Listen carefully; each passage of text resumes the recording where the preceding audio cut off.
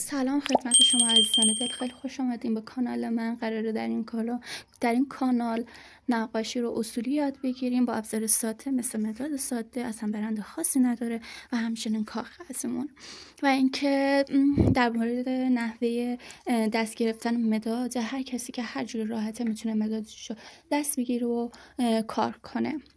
و اینکه در این قسمت میخوام خط رو با هم تمرین کنیم و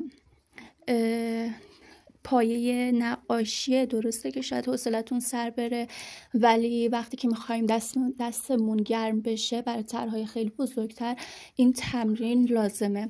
و اینکه شما میتونین که 3-4 تا صفحه تمرین خط داشته باشین و اینکه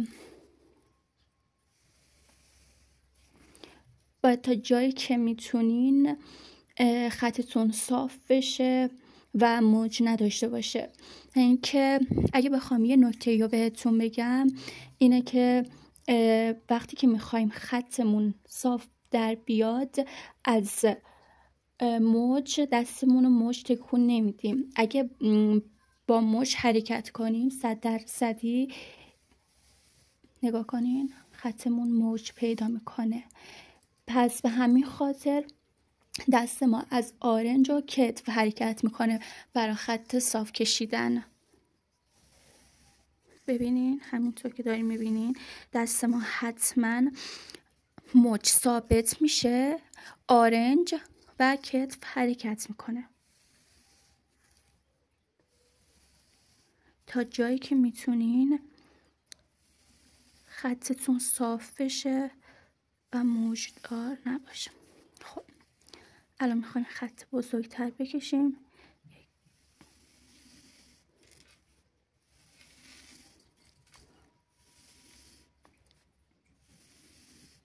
همونطور که گفتم 3-4 تا صفحه باید تمرین داشته باشین.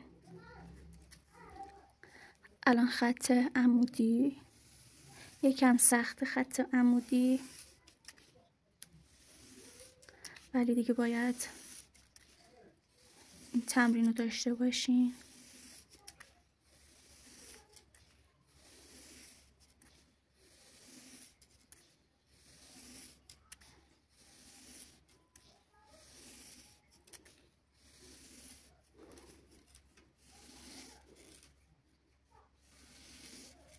به هر جهت برای گرم کردن دست و خط صاف تمرین میکنیم.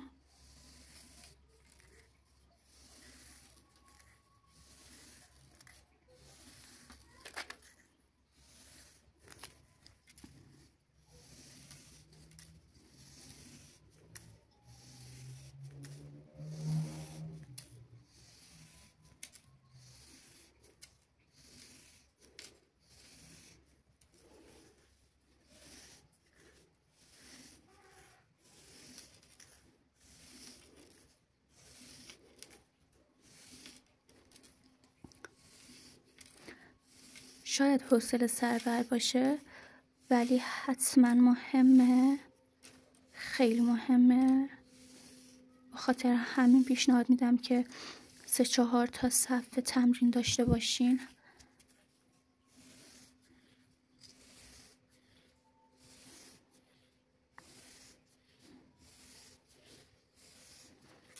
و اینکه بعضیا که میخوان خطشون خیلی صاف و اصولی در بیاد میان همچین کاریو میکنن، یه نقطه این سر و همچنین یه نقطه این سر میذارن، بعد شروع میکنن به کشیدن. دستم بد رفت.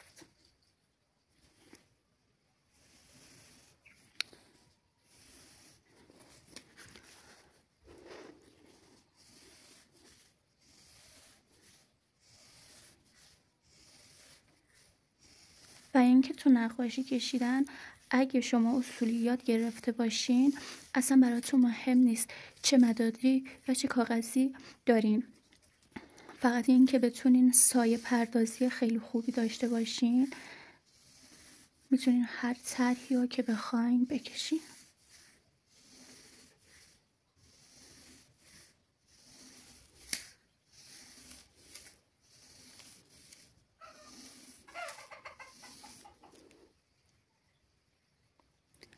و اینکه براتون بگم که اگه شما نقاشی رو خیلی اصولی و ساده یاد بگیرین، دیگه براتون مهم نیست چه کاغذی یا چه مدادی دارین، هر طرحی که دوست داشته باشین میتونین بکشین.